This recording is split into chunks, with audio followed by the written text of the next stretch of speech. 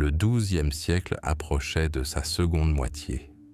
Au cœur même de l'Asie, sur des terres s'étendant de la taïga sibérienne au désert de sable du Gobi, se trouvait la Grande Steppe. C'était un monde sans frontières ni murs, un monde où la force était la seule loi et le ciel bleu éternel, Tengri, le seul juge. Une terre aussi vaste que le ciel lui-même, brûlée par le soleil en été et figée par une glace impitoyable en hiver. Ici, le vent chantait d'anciens chants de gloire et d'oubli, et des rivières coulaient à travers des vallées témoins de centaines de batailles et de milliers de morts. Ce monde était dépourvu d'unité. Il était morcelé, comme la glace craquelée sur une rivière printanière. D'innombrables tribus et clans parcouraient ces vastes étendues hostiles, et chaque chef se prenait pour un khan. Les Tatars, puissants et cruels, dont le nom semait déjà la terreur au loin. Les Keraïtes, rusés et fortunés, proches du christianisme nestorien. Les fiers Naïmans à l'ouest, gardiens d'une culture ancestrale. Les perfides Merkites, qui ne connaissaient ni honneur ni pitié. Et parmi eux, perdus dans les vallées de l'Onon et du Kérulène, vivait un peuple petit mais fier qui se nommait Mongols. Il n'était qu'un parmi tant d'autres, un grain de sable dans la tempête des luttes intestines de la steppe, unis par les vendettas et l'éternel combat pour les pâturages et le bétail. Durant cette période troublée, au sein du clan mongol de Borjigin, vivait un chef nommé Yesugei. Il n'était pas un grand khan, son ulus était modeste, mais le sang de Kaboul Khan, qui avait jadis unifié les tribus mongoles, coulait dans ses veines. Yesugei portait le titre honorifique de Bagatur, signifiant héros ou brave. Il l'avait mérité au prix d'innombrables escarmouches et raids. Son regard était aussi fixe que le silex, et sa main maniait avec assurance l'arc et l'épée. C'était un loup parmi les loups, un enfant de son époque cruelle, un homme dont les ambitions dépassaient l'horizon visible depuis la selle de son cheval. Il rêvait de plus que de simplement survivre. Il rêvait de faire renaître la gloire passée de sa famille. Un jour, de retour de la fauconnerie, Yesugei Bagatur aperçut un carrosse nuptial sur les rives de l'Onon. À son bord se trouvait une jeune femme d'une rare beauté. Elle s'appelait Oelun et appartenait à la tribu des Olkonut. On la conduisait à son fiancé, un Merkite. Mais la steppe a ses propres lois, et ici, la loi du plus fort prévaut. Le regard de Yesugei croisa celui de Oelun, et à cet instant, le destin du monde entier bascula. Un feu brûlait dans ses yeux, non pas éteint par la peur, mais par une fierté digne d'une épouse de guerrier. Yesugei, appelant ses frères, rattrapa la charrette. Le fiancé Merkite, voyant les visages déterminés des guerriers Borjigin, prit la fuite, terrifié, abandonnant sa promise. Olun, comprenant que sa vie basculait à jamais, ôta sa chemise et la jeta après son ancien époux, afin que son parfum lui rappelle sa présence. C'était un geste d'adieu et de désespoir. Ainsi, dans la violence et les larmes, Olun devint l'épouse de Yesugei. L'enlèvement de la mariée était courant dans la steppe, mais ce vol marqua le début d'une vendetta sanglante entre les Borjigin et les Merkites, une vendetta qui allait faire des ravages des années plus tard. Le temps passa. Dans le campement nomade de Yesugei, sous une simple yourte de feutre sur les rives de l'Onon, Oelun se préparait à donner naissance au premier enfant de son époux. On raconte que l'hiver de cette année, l'an 1162 du calendrier chrétien, fut particulièrement rigoureux et que les vents hurlaient comme pour pleurer l'ancien monde et annoncer la naissance d'un nouveau. L'accouchement fut difficile. Et lorsque l'enfant vit enfin le jour, Les sages-femmes reculèrent, saisies de peur et d'étonnement. Serré dans son petit poing droit, un caillot de sang séché, gros comme un lobe de bélier, était enfoui en lui. Dans la steppe, où chaque signe avait sa signification, c'était un présage inouï.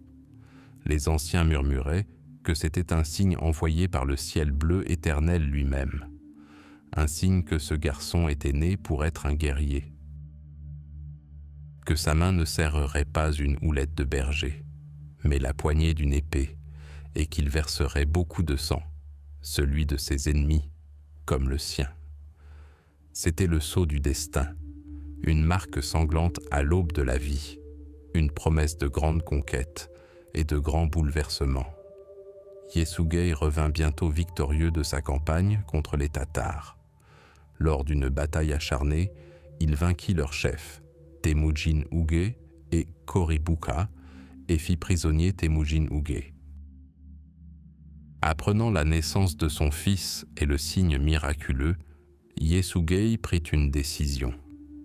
Conformément à une ancienne coutume des steppes, afin que la force et la fortune d'un ennemi vaincu se transmettent au nouveau-né, il nomma son premier-né, d'après le chef tatar capturé, Temujin, un nom qui signifiait « forgeron », un nom simple, presque banal, mais ce jour-là, il résonna comme le coup d'un marteau sur une enclume, allumant la première étincelle d'un embrasement mondial imminent. Le nom de l'ennemi, désormais celui du fils, n'était plus une malédiction, mais un trophée. Dès sa naissance, il enferma le garçon dans un cycle sans fin de querelles de steppe, de vengeance et de lutte de pouvoir. Nul n'aurait pu alors deviner, en voyant le nourrisson dormir dans son berceau sous le vent hurlant de la steppe, le destin qui l'attendait.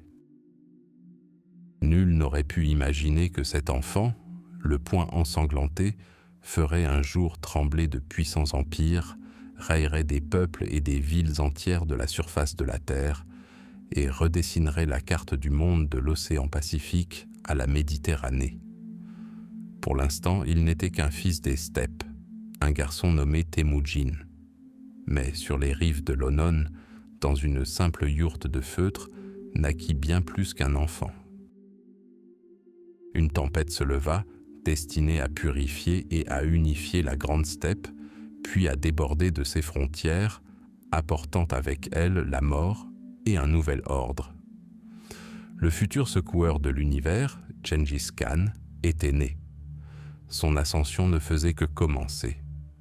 La grande steppe n'était pas une terre, mais un état d'esprit, infini, cruel et libre. Elle ne pardonnait aucune faiblesse, et les noms s'y inscrivaient non à l'encre, mais au sang.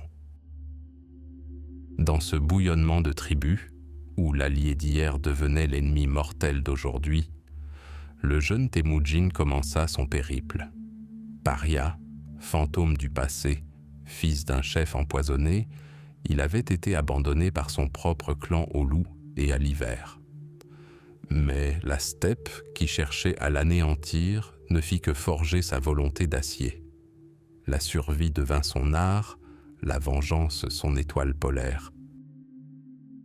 Leur première sortie de l'ombre de l'oubli ne fut ni une campagne, ni une bataille, mais l'accomplissement d'une promesse ancestrale. L'alliance avec Bort, fille du chef de la tribu des Ungirat, avait été scellée dès leur enfance par leur père.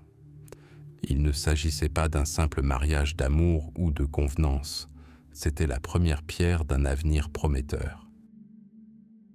Bort apporta avec elle non seulement le prestige de sa famille, mais aussi une dot inestimable, un manteau de zibeline qui devint la clé de leur première alliance puissante. Mais la steppe offre rarement le bonheur sans épreuve. Un raid soudain des Merkites, ennemi de longue date de sa famille, a brisé son monde fragile. Bort a été enlevé. Ce coup n'était pas seulement celui d'un mari. Il s'abattait sur un guerrier dont le nom ne signifiait rien. À cet instant, Temujin aurait pu s'effondrer, se noyer dans le chagrin, Mais au lieu de cela, l'humiliation a allumé une flamme en lui. Il a compris que seul, il n'était qu'un brin d'herbe emporté par le vent. Pour reconquérir sa femme et son honneur, il lui faudrait une force qui le dépasse. Avec son unique trésor, son manteau de sable, il partit trouver Togrul Khan, souverain des puissants Kéréides. Togrul était le frère juré de son défunt père, et Temujin, se souvenant d'un ancien serment, lui demanda de l'aide. Le vieux Khan, ne voyant pas de supplication mais une détermination inébranlable dans les yeux du jeune homme, accepta. Mais une armée seule ne suffisait pas. Temujin se tourna alors vers celui qu'il considérait comme un frère, Jamukha, le jeune et charismatique chef des Jadarans. Ils avaient grandi ensemble, partagé nourriture et épreuves, et scellé leur amitié par le rite sacré du serment d'allégeance, devenant ainsi Andes. Jamukha, fidèle à son serment, amena ses guerriers. La puissance combinée de 3 tribus s'abattit sur les Merkits comme une avalanche. Ce fut la première bataille où Temujin agissait non pas en vengeur solitaire, mais en commandant. Dans le chaos des combats, il fit preuve d'un courage désespéré et d'un sang-froid tactique remarquable. Bort fut sauvé. La victoire sur les Merkits fut une véritable épreuve pour Temujin. La nouvelle de son audace et de sa générosité, car il partagea le butin entre tous ses guerriers et non seulement entre les nobles, se répandit dans la steppe plus vite qu'un vent printanier. Des guerriers de divers clans commencèrent à affluer vers son modeste campement, attirés non par sa naissance noble, mais par la force de son caractère. C'est là, auréolé de sa première gloire, qu'une rupture se produisit entre lui et Jamukha. Les 2 frères jurés devinrent des ennemis jurés dans le monde des steppes. Jamukha était un aristocrate jusqu'au bout des ongles. Il croyait en l'inviolabilité du système clanique où seuls les descendants de la lignée noble devaient régner. Temujin, en revanche, incarnait une idée nouvelle et inouïe. Il jugeait un homme non pas à sa naissance, mais à sa loyauté et à sa bravoure. Dans son armée, un simple berger pouvait devenir un homme d'élite s'il prouvait son courage, tandis que le fils d'un noble pouvait rester un moins que rien s'il était lâche. Cette scission était inévitable. La steppe ne pouvait suivre 2 soleils. Ceux qui aspiraient à la justice et à l'égalité des chances se rassemblèrent autour de Temujin. Ceux qui s'accrochaient aux traditions ancestrales se rassemblèrent autour de Jamukha. Les anciennes Andes devinrent rivales, et leur rivalité transforma la steppe en un échiquier, où les pièces étaient les tribus et où l'avenir de tout un peuple était en jeu. Une longue et sanglante ère d'unification commença. Il ne s'agissait pas d'une guerre unique, mais d'une succession de conflits brutaux, de trahisons et de nouvelles alliances. Temujin écrasa les Tatars, vengeant la mort de son père et mettant fin à la menace qui avait ravagé les steppes orientales pendant des décennies. Il agit avec une cruauté sans précédent, ordonnant l'extermination de tous les hommes tatars plus grands qu'un essieu de charrette, afin d'éradiquer à jamais toute velléité de vengeance future. Vint ensuite le tour de ses anciens alliés. Togrul Khan, le puissant souverain des Kéréides, poussé par Jamukha et ses propres ambitions, voyait dans la puissance grandissante de Temujin une menace. Une attaque surprise faillit lui coûter la vie, mais il tint bon, se regroupa et mit en déroute l'immense armée kéréide lors d'une bataille décisive. Le vieux Khan fut vaincu et la tribu la plus puissante de la steppe centrale se soumit à l'ancien exilé. Le dernier bastion de la résistance demeurait les Naïmans à l'ouest, face à leur éternel rival, Jamukha, qui avait trouvé refuge parmi eux. La bataille contre les Naïmans était une bataille pour l'âme de la steppe. Leur souverain, Tayan Khan, méprisait Temujin, qu'il considérait comme un parvenu. Mais l'armée de Temujin n'était plus une simple bande de guerriers. C'était une force disciplinée, organisée selon le système décimal, unie par la volonté de fer de son chef. Les Naïman furent remis en déroute et Jamukha, trahi par ses propres soldats, fut livré à Temujin. La rencontre des deux frères jurés marqua la fin tragique d'une ère de conflit. Temujin offrit à Landa son pardon et une place à ses côtés. Mais Jamukha, fidèle à son code d'honneur, refusa. Il déclara que, de même qu'il n'y a de place dans le ciel que pour un seul soleil, de même dans la steppe, il ne peut y avoir qu'un seul souverain. Il demanda une mort digne d'un Khan, sans effusion de sang. Sa requête fut exaucée. Avec la mort de Jamukha, l'ancien monde des luttes tribales prit fin. Au printemps 1206, un grand Kurultai, un congrès réunissant toutes les tribus, désormais unies, se tint à la source du fleuve Onon. Lors de ce congrès, la steppe reçut un nouveau nom et un nouveau souverain. Temujin, un jeune garçon banni ayant survécu dans le désert, fut proclamé Genghis Khan, le souverain universel, le Khan des Khans. Il donna à son peuple un nom, les Mongols, et une loi, la Grande Yassa. Par le sang et les alliances, par le fer et la volonté, il forgea des centaines de clans belligérants en une seule nation, un monolithe prêt à ébranler le monde. La steppe se tut, mais ce n'était pas le silence de la paix. C'était le silence qui précédait une tempête imminente, sur le point de déferler au-delà de ses frontières et d'engloutir le monde entier. C'était le printemps 1206. La grande steppe, ensanglantée par des décennies de guerre intestine, était en attente. À la source du fleuve sacré Onon, là où ciel et terre se rejoignent, un spectacle inédit se déroula. Il ne s'agissait pas du rassemblement d'une simple tribu ni d'une alliance militaire temporaire. C'était la naissance d'une nation. À des kilomètres à la ronde, s'étendait une mer de yourtes de feutre blanc, surmontée de bannières bleues. Des dizaines de milliers de guerriers, dont les pères et les grands-pères s'étaient entretués dans des batailles impitoyables, se tenaient désormais côte à côte. Tatars et Kéréites, Naïmans et Merkits, Jalaïr et Oïrats, tous ceux qui avaient survécu à l'épreuve du feu des guerres d'unification, étaient arrivés là. Leurs visages, burinés par les intempéries et empreints de gravité, exprimaient bien plus que la soumission. Ils traduisaient l'admiration, l'espoir et la grandeur de l'instant. L'air vibrait du hennissement de centaines de milliers de chevaux, du brouhaha des voix parlant des langues différentes mais unies par une même volonté.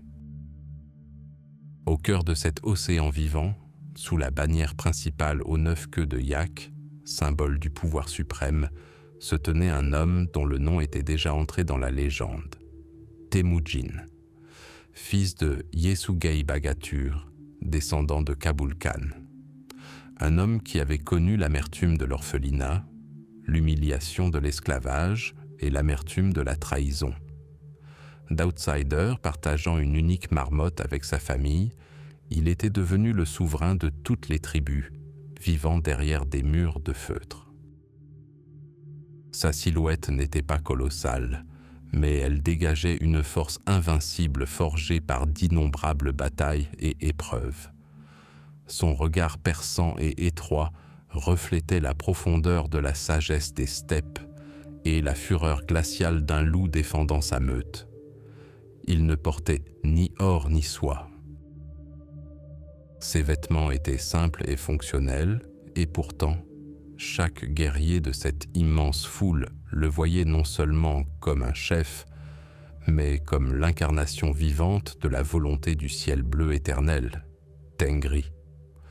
Ce rassemblement était le grand Kurultai, un congrès sacré où se décidait le destin du monde des steppes, et il n'y avait qu'un seul ordre du jour, la proclamation d'un souverain unique. Un silence pesant s'abattit sur la vallée lorsque le chaman suprême, Kokoshu, connu sous le nom de Teb Tengri, s'avança. Sa voix, cristalline et venue d'un autre monde, résonna au-dessus de la foule muette. Il ne parlait pas en son nom propre, mais au nom du ciel. Il raconta comment Tengri, témoin de la discorde et des souffrances de son peuple, avait choisi Temujin comme instrument sur terre pour instaurer l'ordre et la justice. Puis, dans le silence retentissant qui suivit, le chaman proclama la volonté des puissances supérieures. Temujin ne porterait plus le nom qui lui avait été donné à la naissance. Désormais et à jamais, il serait connu sous un titre nouveau et plus prestigieux, conféré par les cieux eux-mêmes. Gengis Khan. Le mot résonna sur la steppe comme un coup de tonnerre. Son sens précis s'est perdu dans le temps, peut-être océanique, universel ou souverain inflexible. Mais pour ceux qui étaient réunis, sa signification était claire. C'était le nom du maître du monde. En réponse à ce nom, des milliers de voix poussèrent un cri unique et puissant qui fit trembler la terre et sembla courber le ciel lui-même. 9 fois, lors d'un rituel sacré, ils crièrent « Kurai », brandissant leurs bannières, leurs lances et leurs arcs. Par ce cri, ils prêtèrent serment d'allégeance au nouveau Khan, le Khan des Khans. Par ce cri, ils cessèrent d'être des tribus disparates et devinrent un seul peuple, les Yeke Mongol Uls, le grand empire mongol. Mais la proclamation du titre n'était que le début. Le Kurultai de 1206 n'était pas seulement un couronnement, mais l'assemblée fondatrice d'un nouvel empire. Gengis Khan ne parla pas des victoires passées, mais de l'avenir. Il promulgua le Grand Yassa, un code de loi qui allait devenir la pierre angulaire de son empire. La Yassa était simple, rigoureuse et compréhensible par tous. Elle punissait de mort la trahison, la lâcheté au combat, l'adultère et le vol. Mais elle proclamait aussi la tolérance religieuse. Les prêtres de toute confession étaient exemptés d'impôts. Elle imposait une discipline et un ordre strict. Elle déclarait tous les hommes, du simple berger au noyon, égaux devant la loi et le Khan. Le mensonge était le plus grand péché et l'hospitalité la plus haute vertu. La Yassa transforma les hommes libres des steppes en un État. Puis vint une réforme militaire, d'une simplicité brillante. Gengis Khan abolit les anciens liens tribaux, source d'une hostilité éternelle. L'armée et le peuple tout entier furent divisés selon un système décimal. Dizaines, centaines, milliers et tumens, corps de 10 000 guerriers. Désormais, un guerrier était loyal non plus à son chef de clan, mais à son capitaine, son centurion et son corps de 1000. Et tous, du simple soldat au temnik, prêtaient serment d'allégeance à un seul homme, Gengis Khan. La loyauté reposait désormais non plus sur les liens du sang, mais sur le service et le mérite. Ce fut une révolution qui engendra la machine militaire la plus efficace et la plus disciplinée que le monde ait jamais connue. À Kurultai, ce n'est pas seulement un empire qui naquit, mais un nouvel ordre. L'énergie qui avait ravagé la steppe pendant des siècles dans des guerres intestines se concentra en un seul point destructeur. La fureur, auparavant dirigée vers l'intérieur, était désormais prête à se déchaîner. Gengis Khan unifia son peuple, lui donna des lois et un but. Lorsque la grande guerre de Kurultai prit fin, elle n'était plus un ensemble de tribus guerrières parties de la vallée d'Onon, mais une nation unie, unis par la volonté de fer de son souverain. Chaque guerrier connaissait sa place, chacun comprenait la loi, et tous étaient unis par un destin commun.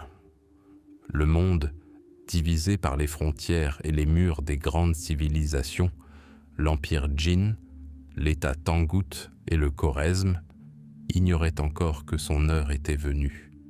Il vivait sa vie sans se douter qu'au nord, au cœur de la steppe sauvage, une nouvelle étoile s'était allumée. Une étoile nommée Genghis Khan. Et sa lumière était destinée à devenir une flamme qui allait transformer le visage de toute l'Eurasie. La tempête se préparait, et le monde n'avait pas encore perçu son souffle menaçant. Début du bloc. Le monde, figé à la veille du XIIIe siècle, ignorait tout de la puissance qui s'était éveillée au cœur de l'Asie. Des empires s'élevaient et s'effondraient, des armées s'affrontaient sur les champs de bataille, mais tout cela n'était qu'un prélude. Un prélude à l'émergence d'une machine de guerre sans précédent dans l'histoire. Il ne s'agissait pas simplement d'une armée, c'était une force de la nature, incarnée par des hommes et des chevaux, et contrôlée par la volonté de fer d'un seul homme. Pour comprendre comment Genghis Khan a pu conquérir la moitié du monde, il faut plonger au cœur même de son armée invincible. Le secret de la puissance mongole ne s'est pas forgé dans les forges ni les casernes. Il a pris racine dans le berceau, sous le vent hurlant de la steppe. Chaque garçon mongol était un guerrier dès son plus jeune âge.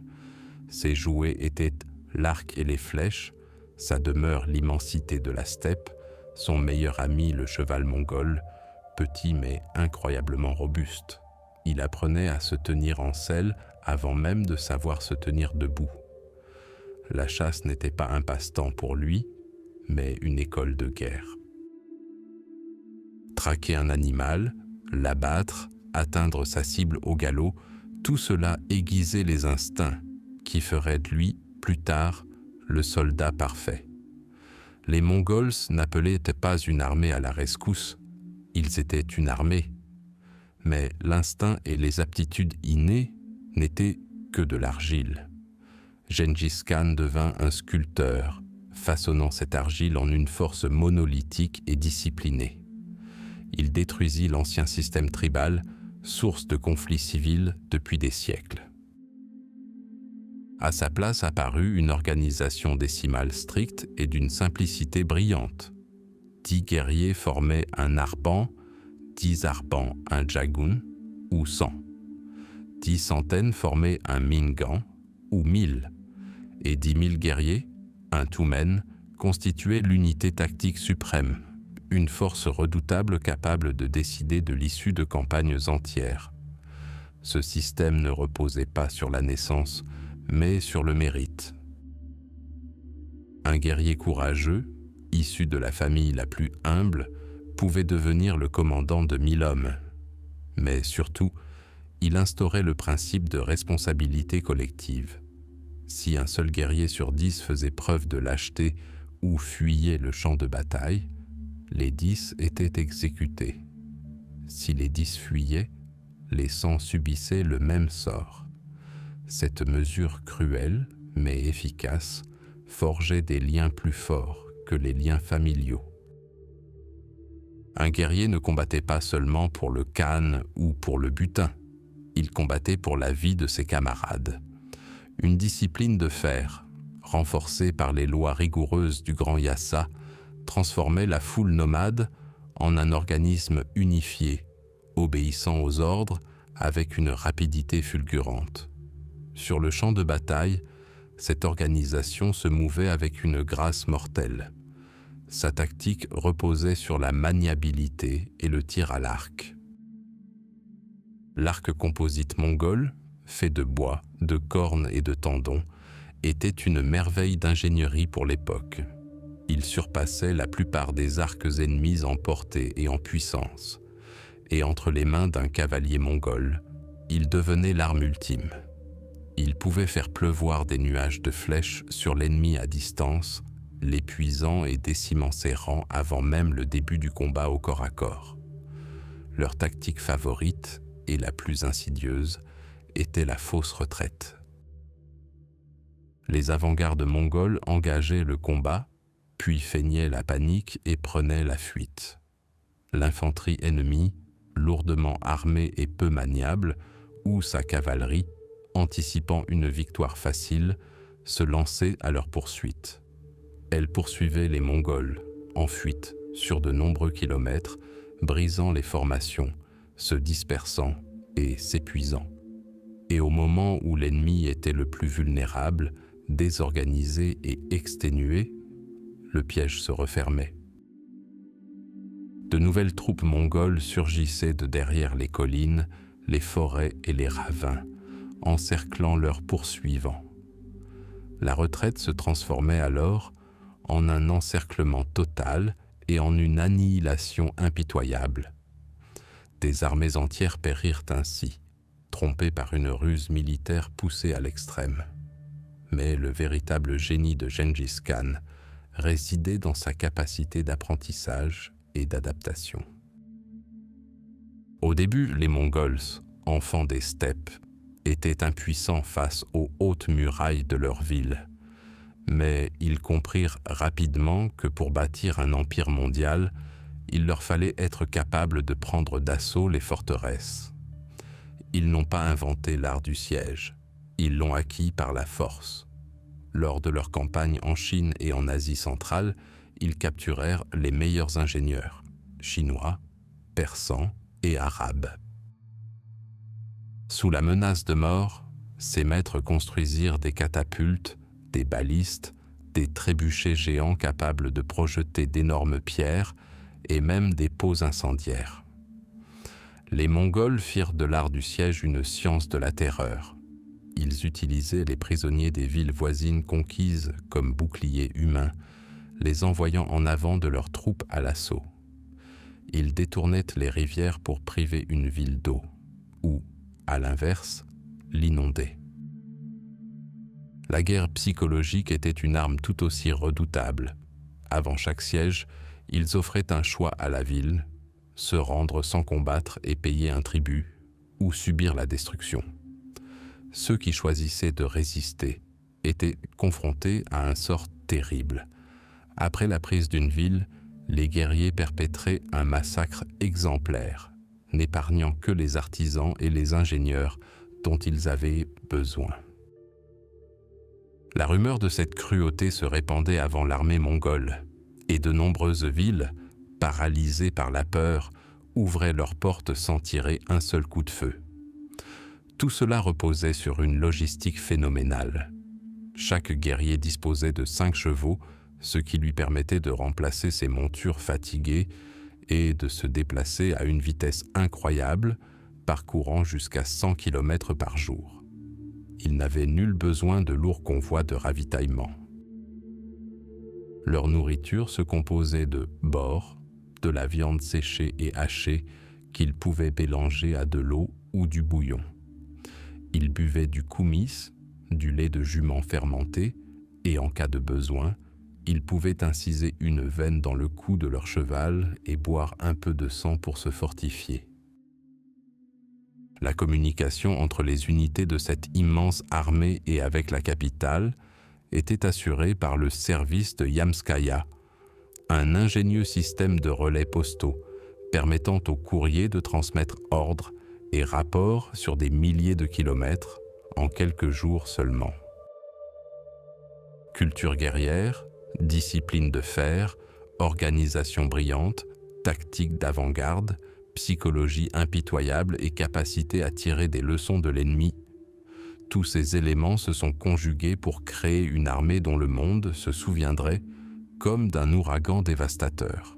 C'était une armée d'un genre nouveau, l'instrument parfait de la conquête, forgé dans le creuset des steppes et tempéré par la volonté de Gengis Khan.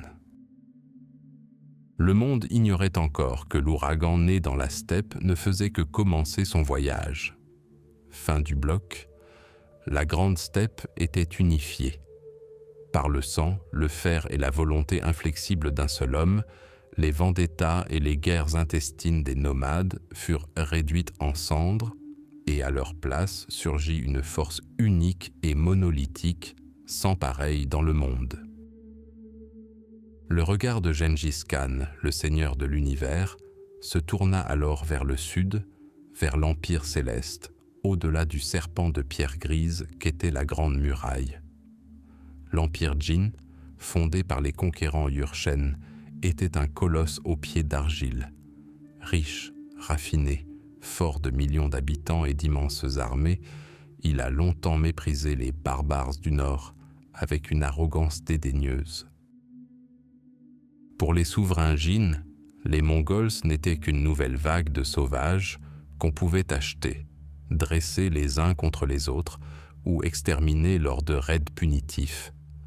Ils exigeaient un tribut et humiliaient les chefs mongols, les considérant comme leurs vassaux.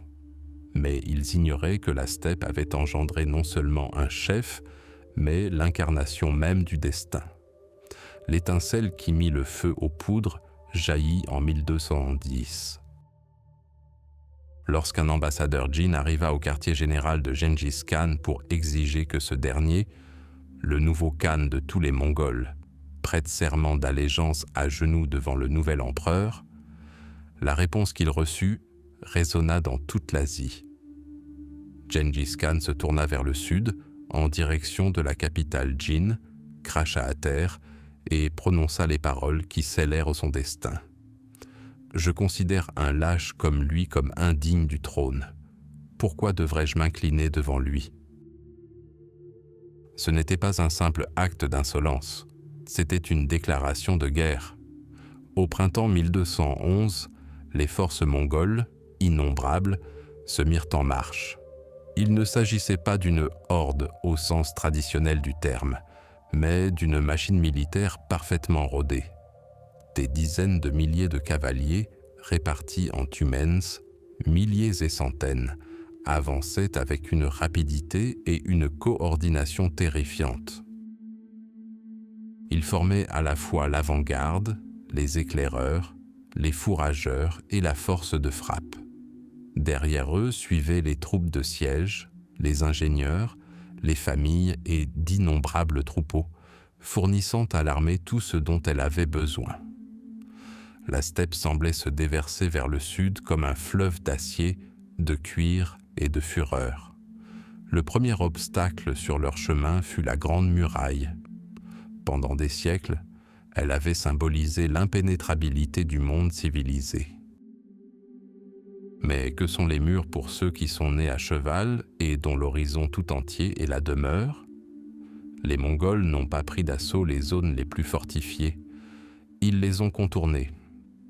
Exploitant la traîtrise des tribus frontalières, trouvant des passages vulnérables et mal gardés, l'armée de Gengis Khan s'est infiltrée à travers la plus grande fortification de l'histoire, comme l'eau à travers la pierre. Une fois en territoire Jin, ils se sont déployés, semant la mort et la destruction. Villes et villages brûlés comme de l'herbe sèche. La tactique de la terre brûlée des Mongols était d'une efficacité terrifiante. Tout ce qui ne pouvait être emporté était incendié et la population était soit exterminée, soit réduite en esclavage, grossissant les rangs de boucliers humains et de main-d'œuvre pour les sièges futurs. L'Empire Jin fut choqué, mais non vaincu. Il rassembla une armée d'une puissance inégalée depuis ses grandes conquêtes. Selon diverses estimations, entre 300 000 et 500 000 des meilleurs guerriers Jin, dont une cavalerie lourde en armure lamellaire, occupèrent le col de Yeoulin, point stratégique majeur, également connu sous le nom de col du renard sauvage ou grotte du blaireau. Ce col étroit, véritable forteresse naturelle, empêchait la cavalerie mongole de se déployer et d'exploiter son principal atout, sa manœuvrabilité. Le commandant Jin, confiant dans la victoire, encercla les Mongols dans les montagnes, se préparant à les écraser de toute la puissance de son armée impériale. Mais il sous-estima le génie militaire de Gengis Khan et de ses généraux, notamment l'un d'eux, Mukhali, l'un des 4 fidèles chiens de guerre du Khan.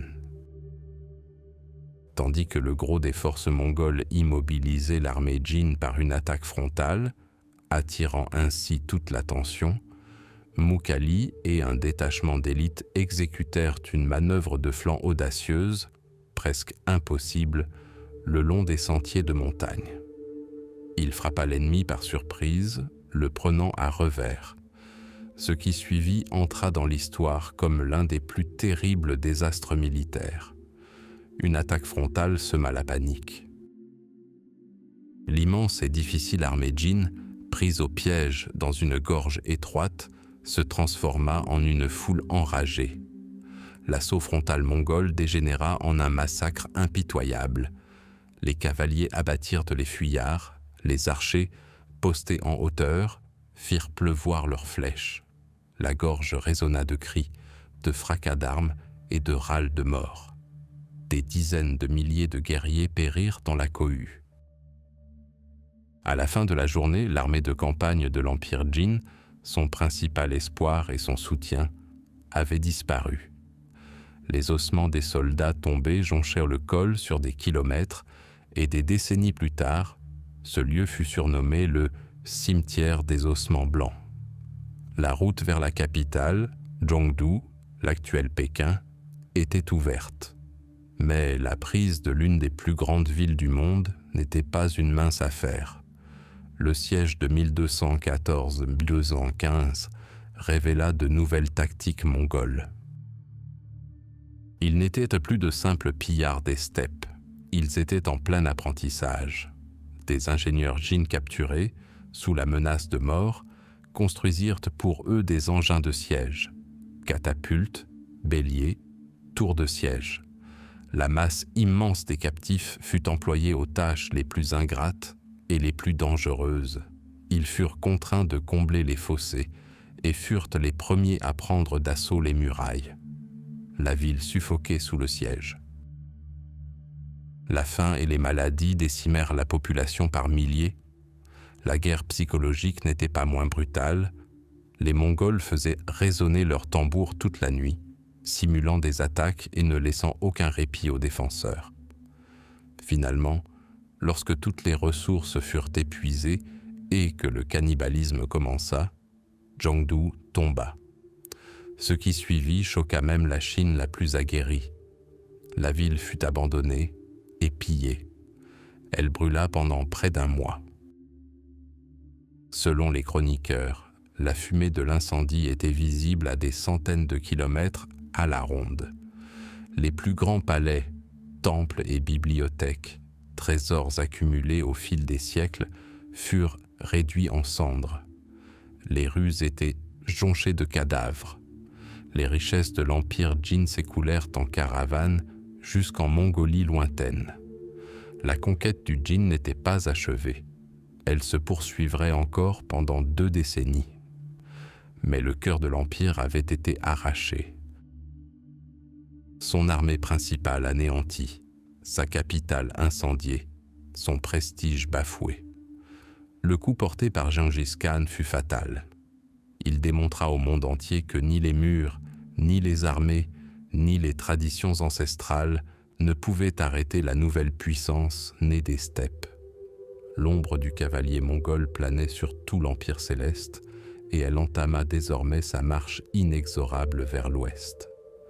Dans les années 1220, le nom de Gengis Khan résonnait à travers toute l'Asie. Son empire, né du feu et forgé dans les rudes steppes, avait englouti les terres des Tangoutes, conquis le nord de la Chine, et ses frontières s'étendaient désormais jusqu'aux confins du monde connus des Mongols. Mais à l'ouest, par-delà les sables et les montagnes, se dressait une autre grande puissance, le resplendissant et fier empire du Khorezm. Son souverain, le Shah Ala ad-Din Muhammad II, régnait de l'Inde à la Perse. Ces villes, Samarcande, Boukhara et Urgench, étaient des perles de la route de la soie, des centres intellectuels, poétiques et d'une richesse incommensurable. Il se considérait comme le maître du monde et son armée comme invincible. Gengis Khan, souverain pragmatique et clairvoyant, voyait le Khorezm non comme un ennemi, mais comme un voisin puissant et, plus important encore, un partenaire commercial. Il tendit la main par-delà les déserts, envoyant des ambassadeurs porteurs de riches présents au Shah. Son message était simple et clair. « Je suis le souverain des terres du soleil levant, et vous êtes le souverain des terres du soleil couchant. Puisse une paix et une amitié durables régner entre nous. » Il proposa d'ouvrir les routes aux caravanes afin que les richesses de l'Occident et de l'Orient puissent circuler librement, enrichissant ainsi les deux puissances. Le Shah Muhammad, flatté mais aussi méfiant, accepta. Il semblait que les deux plus grands empires du continent aient trouvé un terrain d'entente. Mais cette paix fragile était vouée à l'échec. Elle fut anéantie par la cupidité et l'arrogance humaine. En 1218, une immense caravane mongole, composée de centaines de marchands et accompagnée d'un émissaire de Gengis Khan, arriva à Otrar, ville frontalière. Le souverain de la ville, Inalchik, parent du Shah, considéra la caravane non comme un groupe de marchands, mais comme une bande d'espions. Peut-être convoitaient-ils simplement leurs marchandises, soieries, or, fourrures. Accusant les marchands d'espionnage, il ordonna leur massacre et le pillage de la caravane. Lorsque la nouvelle parvint à Gengis Khan, la steppe se figea. Pour les Mongols, dont la loi sacrée, la yassa, protégeait la vie de l'envoyé, il s'agissait de bien plus qu'un simple crime. C'était une insulte inouïe, un affront au maître de l'univers en personne. Mais même alors, le Khan fit preuve de retenue. Il envoya une seconde ambassade auprès du Shah Muhammad, exigeant l'extradition du meurtrier, le souverain d'Otrar. La réponse du Shah fut sa propre mort et celle de tout son empire. Aveuglé par l'orgueil et sûr de son pouvoir, il ne se contenta pas de refuser. Il ordonna l'exécution du chef de l'ambassade, fit raser la barbe des Mongols restants, signe d'humiliation suprême, et les renvoya. Par cet acte, il coupa le dernier lien qui retenait l'avalanche. Apprenant le sort de ses ambassadeurs, Gengis Khan, comme le rapportent les chroniques, gravit la montagne sacrée où il pria le ciel bleu éternel pendant 3 jours et 3 nuits. Il ne réclama pas la victoire, mais la force d'exercer la justice. À sa descente, son visage était de pierre. La guerre était déclarée.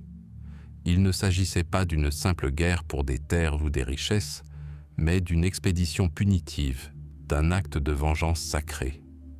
À l'automne 1219, une armée sans précédent marcha vers l'ouest. Plus de 100 000 guerriers aguerris, renforcés par des ingénieurs chinois, des maîtres d'armes de siège, des catapultes et des trébuchets. Le Shah Muhammad, à la tête d'une armée 2 ou 3 fois plus importante que l'armée mongole, commit une erreur fatale. Au lieu d'affronter l'ennemi dans une bataille décisive en rase campagne, il dispersa ses meilleures troupes parmi les garnisons des grandes villes, croyant naïvement que les nomades seraient incapables de prendre ces puissantes forteresses. Il ignorait à qui il avait affaire. Les Mongols déferlèrent sur le Khorezm comme une catastrophe naturelle, l'assaillant de 3 côtés. Otrar fut la première à tomber. Après un siège de plusieurs mois, la ville fut prise. Inalchik, responsable de la guerre, fut amené devant Gengis Khan. La vengeance fut cruelle et symbolique. De l'argent fondu fut versé dans les yeux et les oreilles du gouverneur avide en guise de paiement pour les trésors volés aux caravanes. Et alors commença un événement qui stupéfia le monde.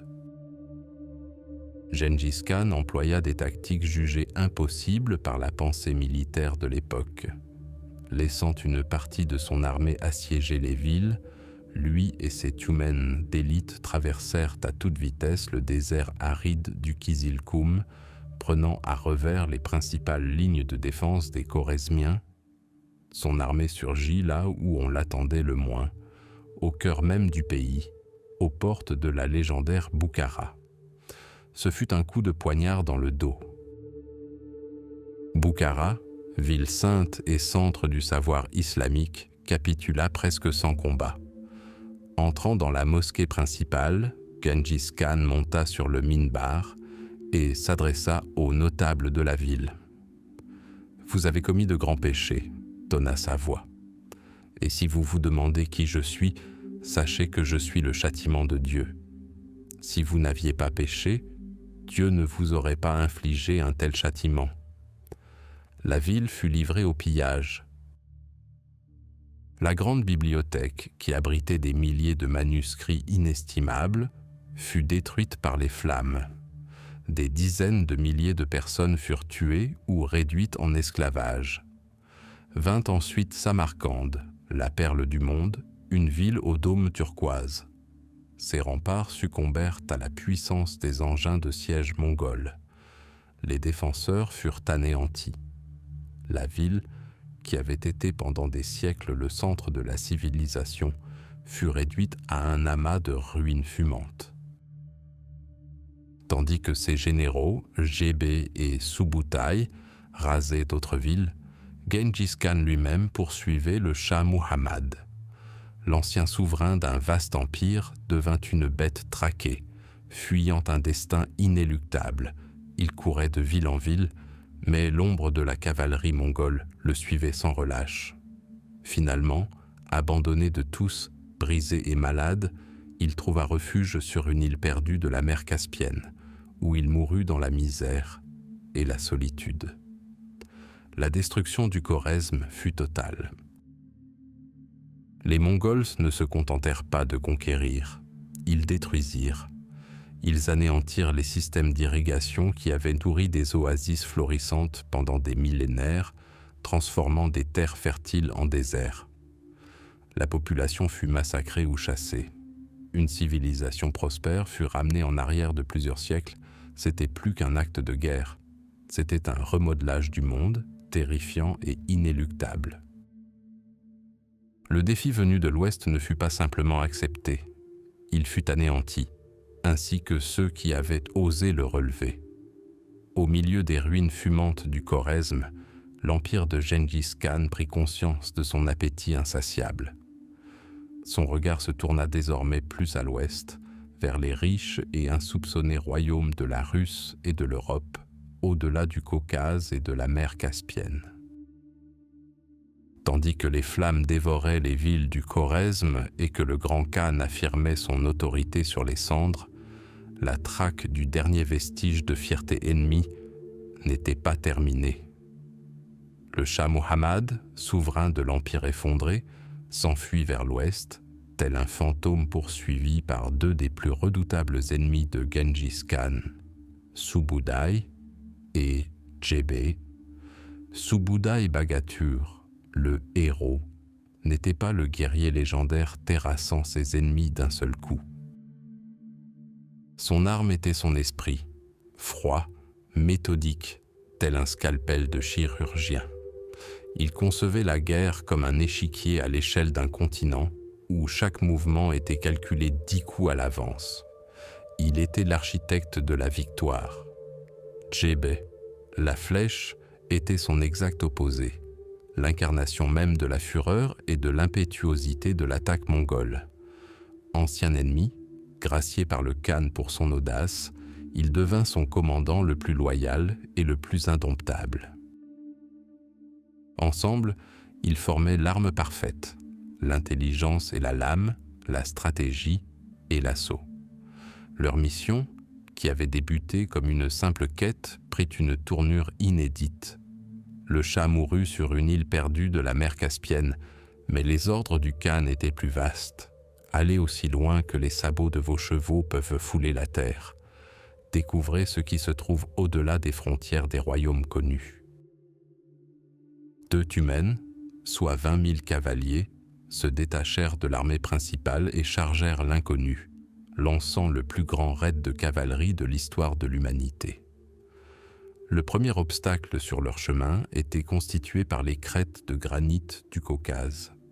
Ici, dans les gorges étroites, les tactiques mongoles de bataille rangée se révélèrent inefficaces. Ils se heurtèrent à une armée coalisée de Géorgiens, d'Alains et de Coumans, des guerriers fiers et féroces, confiants dans l'imprenabilité de leurs montagnes. Le premier affrontement avec la cavalerie lourde géorgienne, revêtue d'acier, fut brutal. Les Mongols battirent en retraite, feignant la défaite. Les Géorgiens, grisés par leur victoire facile, se lancèrent à leur poursuite et tombèrent dans une embuscade où leur armée fut entièrement anéantie. Mais l'alliance des tribus montagnardes demeura. Subudai employa alors sa principale arme, la ruse.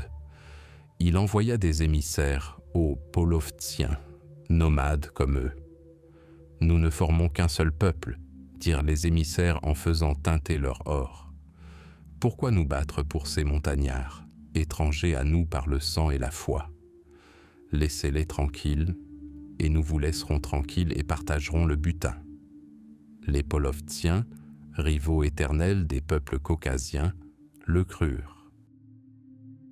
Leurs troupes abandonnèrent leurs alliés et les défenses montagnardes s'effondrèrent.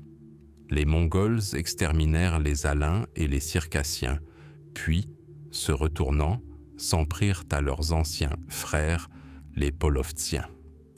Pour Subudai, les promesses faites à leurs ennemis n'étaient que cendres emportées par le vent. Après avoir mis en déroute les hordes polovtiennes, les troupes de Subutaï et de Gébé déferlèrent sur l'immensité des steppes de la mer Noire. C'était leur terrain de prédilection. La grande plaine s'étendant du Don au Dniepr devint leur terrain de chasse. Les survivants polovtiens s'enfuirent vers l'ouest, paniqués, porteurs de nouvelles d'un ennemi sans précédent, impitoyable, rapides comme le vent, et aussi nombreux que des sauterelles. Ils implorèrent l'aide de leurs voisins et anciens ennemis, les princes russes. Sur les falaises du Dniepr, à Kiev, la ville au dôme doré, se réunissait le conseil des plus puissants souverains de la Russe. Mestislav le Hardi, Mstislav de Kiev, Mstislav de Tchernigov, 3 grands princes, entourés de dizaines de princes apanages. Ils écoutaient les récits du Khan polovtsien Kotian avec un sourire hautain. Qui étaient donc ces sauvages venus de terres inconnues? La Russe avait déjà affronté des nomades et les avait toujours repoussés. L'arrogance et l'hostilité mutuelle les empêchaient de percevoir la véritable ampleur de la menace. Ils décidèrent de marcher, moins pour aider les Polovtiens que pour la gloire et le butin. Bientôt, des ambassadeurs mongols arrivèrent au camp russe. Leurs paroles furent directes et sans flatterie. « Nous avons appris que vous marchez contre nous, sous l'autorité des Polovtiens. Mais nous n'avons touché ni à vos terres, ni à vos villes, ni à vos villages. Nous sommes venus contre les Polovtiens, nos esclaves et nos palefreniers.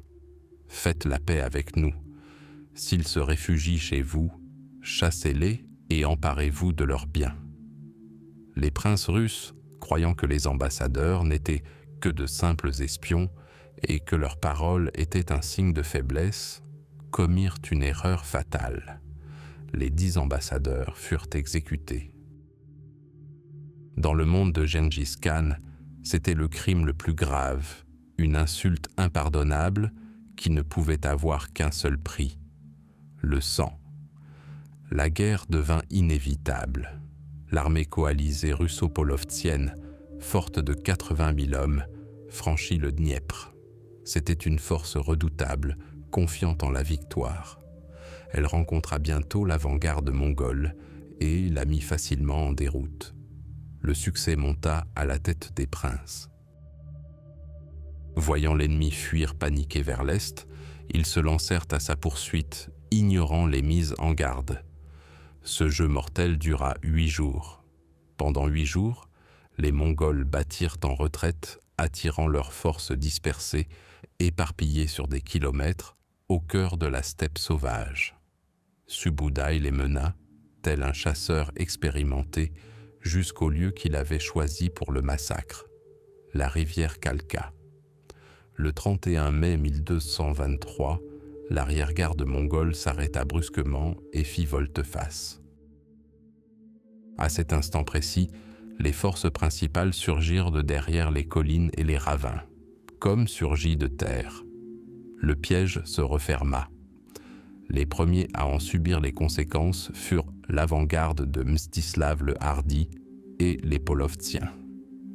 Ne voyant pas une pitoyable arrière-garde, mais un mur de fer de Tumens, la cavalerie polovtsienne, incapable de supporter la vue de ses bourreaux, vacilla et prit la fuite.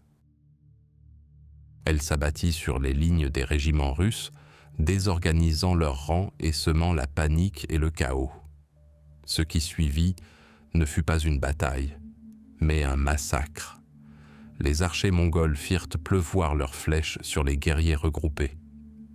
La cavalerie lourde s'abattit sur les troupes désorganisées, les taillant en pièces. Encerclés et sans commandement unifié, les régiments russes furent anéantis les uns après les autres. Seul le grand prince Mstislav de Kiev, qui n'avait pas eu le temps de rejoindre la bataille, parvint à se retrancher avec sa suite sur une colline au bord du fleuve. Pendant 3 jours, ces guerriers repoussèrent de féroces attaques. Mais ils manquèrent d'eau. Les Mongols, ne voulant pas subir de nouvelles pertes, proposèrent des négociations. Ils jurèrent que si les Russes déposaient les armes, ils seraient libérés avec honneur et pas une goutte de leur sang ne serait versée. Les princes assoiffés les crurent.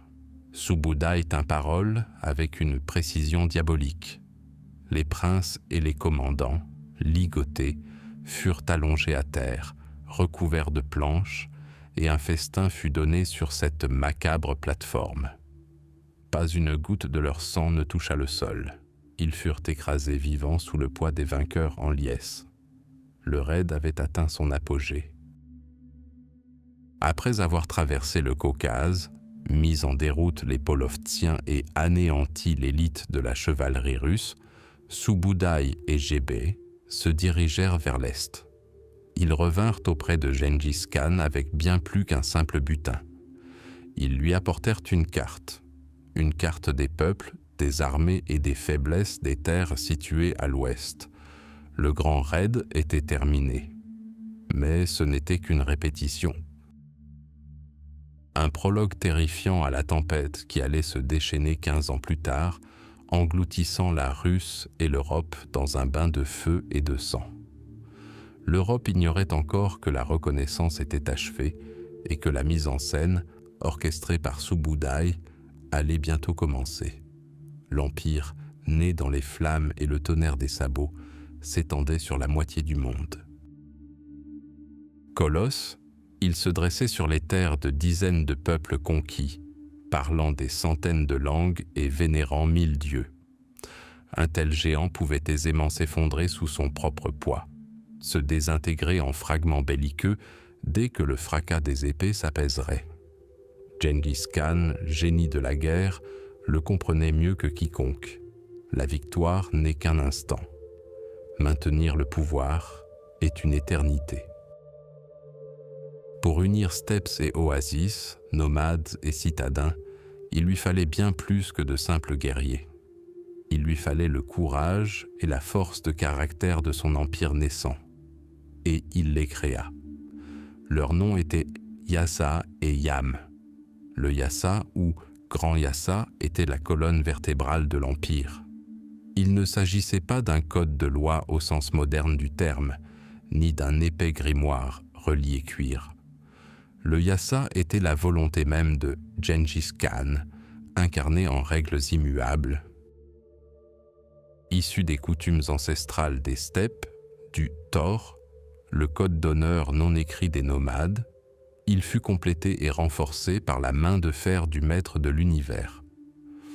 Le Yassa était simple, pragmatique et impitoyable. Elle reposait sur le principe d'un ordre absolu et d'une loyauté totale. La trahison du khan était punie de mort, non seulement pour le traître, mais aussi pour toute sa lignée jusqu'à la 3e génération. La lâcheté au combat et la fuite du champ de bataille étaient passibles de mort. Ne pas porter secours à un camarade au combat était également passible de mort. Ces lois transformèrent l'armée en un monolithe où chaque guerrier était lié à tous les autres, non seulement par des liens de fraternité, mais aussi par la crainte d'une vengeance inévitable. Le yassa imprégnait également la vie civile.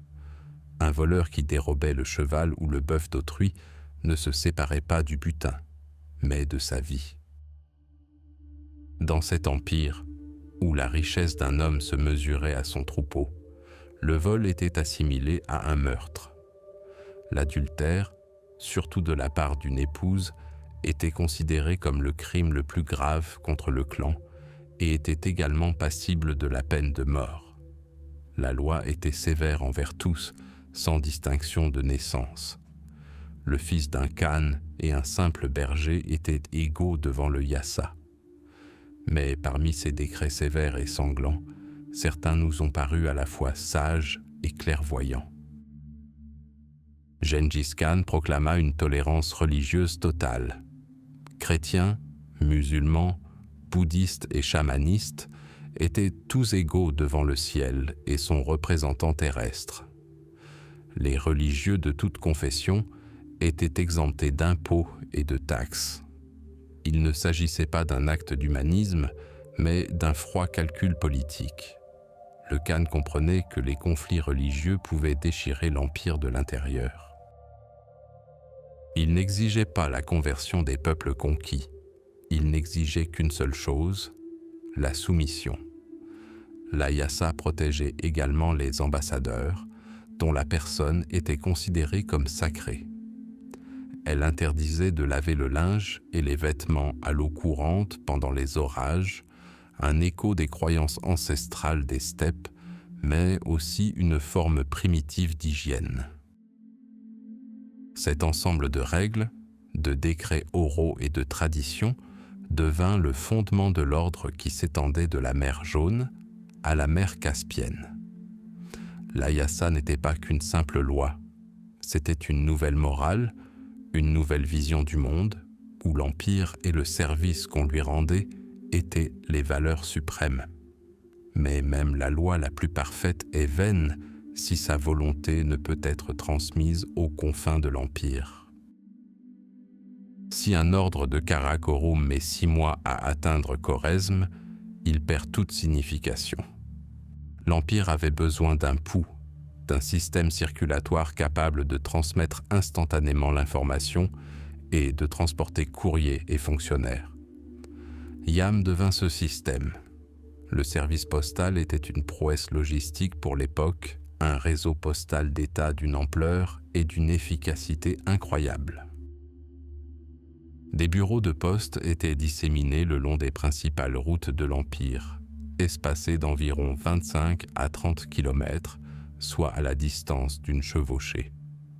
Chaque bureau était une cour fortifiée où des chevaux frais et sélectionnés étaient toujours prêts, où étaient stockées les provisions et le fourrage, et où le messager pouvait se reposer et se restaurer.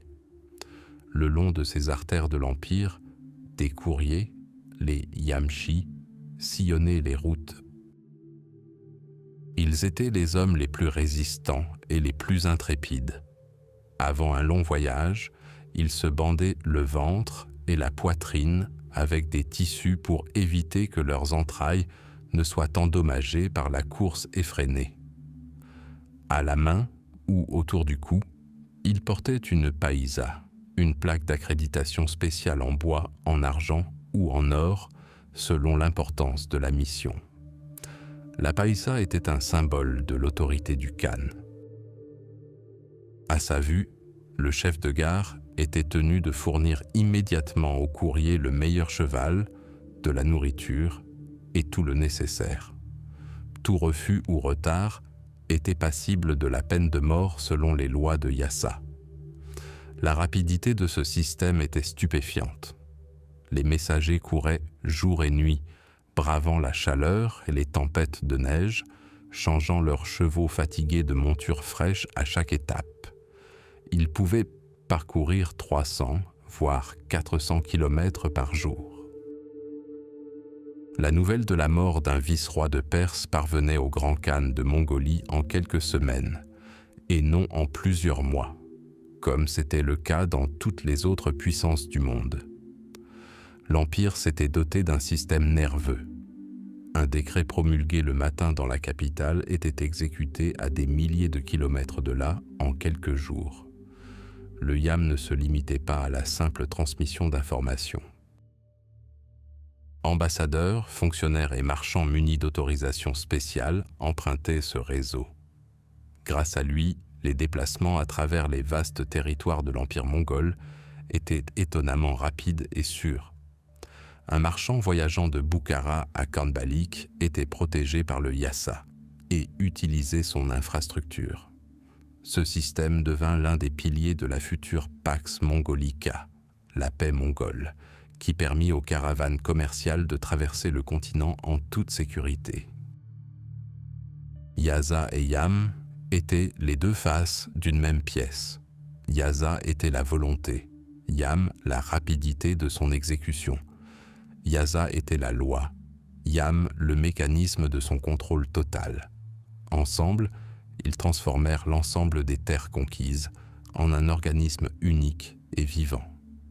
La crainte du châtiment inévitable de Yassa et la rapidité avec laquelle ce châtiment pouvait être infligé aux coupables grâce à Yam maintenaient les gouverneurs et les chefs militaires sous contrôle.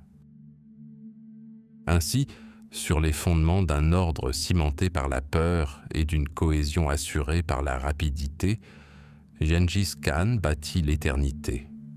Il créa non seulement un État, mais un nouveau monde, vivant selon ses lois et rythmé par les sabots de ses infatigables messagers. Derrière le grondement des sabots, l'éclat de l'acier, les cris des cités conquises, le monde ne voyait qu'un masque, le visage menaçant de Gengis Khan, le conquérant de l'univers. Les chroniqueurs des nations hostiles le dépeignaient comme un démon descendu des steppes impies pour punir la civilisation. Ses propres partisans de l'arme nucléaire le voyaient comme l'incarnation vivante de la volonté du ciel éternel. Les légendes enveloppaient sa figure d'un brouillard si épais qu'il semblait impossible de discerner l'homme qui se cachait derrière. Pourtant, cet homme était bien là. Et c'est en lui, dans son caractère, ses peurs et ses convictions, que résidait la clé de la compréhension du plus grand empire né à cheval. Pour comprendre Gengis Khan, il faut remonter à ses origines, au berceau glacé de son enfance. Il n'est pas né souverain. Il a été forgé dans le creuset de l'humiliation et de la trahison. Un garçon nommé Temujin, abandonné par sa tribu, qui a connu la faim, l'esclavage et la peur constante de la mort. Chaque lever de soleil n'était pas une promesse, mais un défi. Ce monde impitoyable ne lui a pas enseigné le pardon. Il lui a appris à survivre. Il a gravé 3 vérités immuables dans son âme. Premièrement, le monde est une arène de lutte éternelle où la faiblesse équivaut à la mort. Deuxièmement, la parole donnée est la seule monnaie d'échange et la trahison est le seul péché irrémédiable. Et troisièmement, la seule famille sur laquelle on peut compter est celle qui est unie non par le sang, mais par un serment d'allégeance scellé devant le ciel. Ces principes, forgés dans sa jeunesse, devinrent le fondement de son futur règne. Pragmatiste jusqu'au bout des ongles, il était dépourvu de toute sentimentalité. Lorsqu'il choisissait ses chefs militaires, la noblesse et la naissance ne l'intéressaient guère. Fils de charpentier ou descendant de Khan, ces titres n'avaient aucune valeur à ses yeux.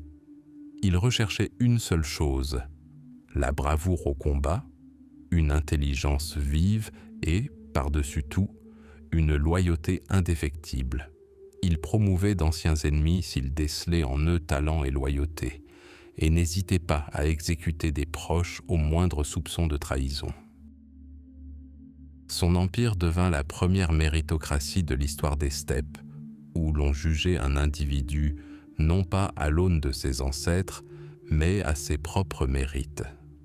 Mais son génie ne se limitait pas aux affaires militaires.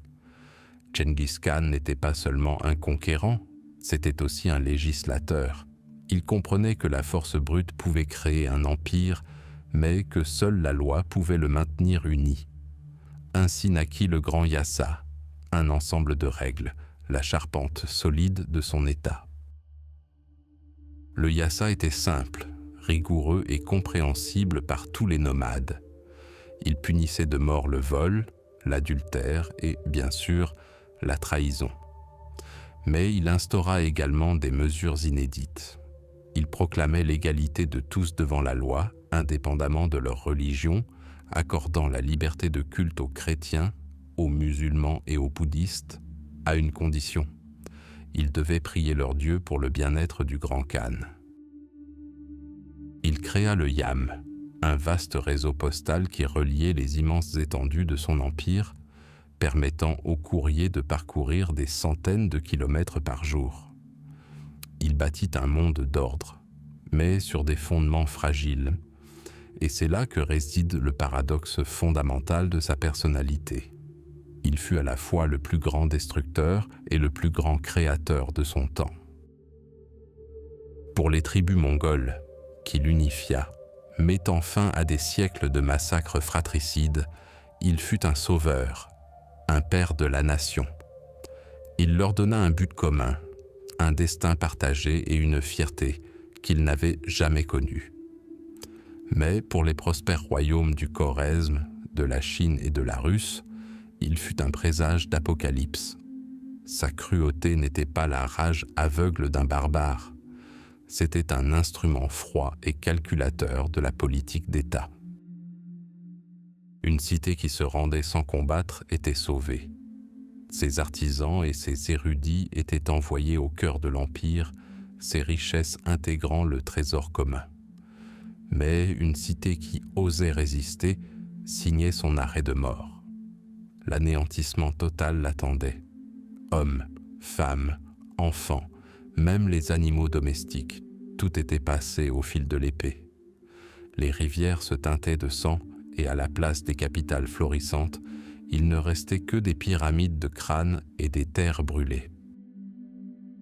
C'était une tactique de terreur calculée, un message glaçant au reste du monde.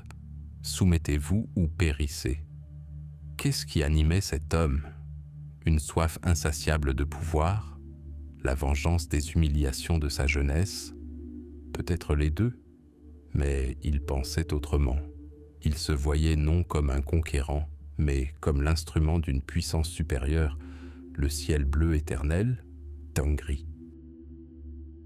Il croyait sincèrement être destiné à unir tous les peuples sous un même ciel, à instaurer l'ordre divin sur terre, à mettre fin au chaos et au conflit. Il ne parlait pas aux dieux, il croyait parler en leur nom. Cette foi inébranlable en sa mission lui conférait une volonté de fer devant laquelle les murs s'écroulaient et les armées se réduisaient en poussière. Malgré sa puissance immense, il demeura un fils de la steppe jusqu'à la fin de ses jours. Il méprisait l'efféminement et le luxe des villes, les considérant comme une source de faiblesse et de décadence. Son palais était une yourte, son trône, une selle de guerrier. Il se nourrissait de la nourriture simple des guerriers, portait des vêtements grossiers et se méfiait de ceux qui s'étaient asservis au confort. Il avait vu périr de grandes dynasties du passé, englouties par l'or et la paresse, et il avait juré que son peuple ne commettrait pas cette erreur. Sa plus grande crainte n'était pas la mort au combat, mais la désintégration de son œuvre après sa disparition. Il craignait que ses fils, nés dans la pourpre, n'oublie les lois rigoureuses de la steppe et ne laisse le grand empire se désintégrer à nouveau en Ulus belligérant. Voilà qui il était, l'homme derrière la légende, impitoyable et juste, infiniment cruel et sage, destructeur de monde et bâtisseur d'un ordre nouveau. Prophète convaincu de sa mission divine, pragmatique ne croyant qu'au pouvoir d'une lame acérée et d'un serment inviolable. Son vrai visage, ses pensées les plus intimes, demeurent à jamais voilées par le temps, tel l'horizon dans la brume scintillante de la steppe. Mais son héritage, gravé à l'épée sur la carte du monde, parle plus fort que n'importe quelle chronique. Il était une force de la nature, un ouragan qui a balayé l'Eurasie, changeant à jamais le cours de l'histoire humaine. Un empire né des flammes de la steppe et forgé par d'innombrables batailles s'étendait de la mer Caspienne à la mer Jaune. Gengis Khan, n'étant plus un jeune chef mais un souverain aux cheveux gris, contemplait les fruits de son labeur. Ses lois, les yassa, régissaient des millions d'êtres. Ses armées étaient invincibles. Il semblait que l'œuvre de sa vie fût accomplie. Mais à l'ouest, dans l'ombre de ses grandes conquêtes, une braise de désobéissance couvait, prête à embraser le pays et à se transformer en un brasier de trahison.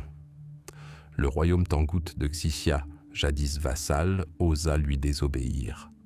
Son souverain refusa de fournir des troupes pour la campagne contre le Khorezm, lançant un défi audacieux et impardonnable au Khan. Pour Gengis Khan, il s'agissait de bien plus qu'un simple manquement à ses devoirs de vassal. C'était une insulte personnelle, un affront à l'idée même de son ordre mondial, fondé sur l'inviolabilité de la parole donnée et la fidélité au serment. La dernière campagne était inévitable.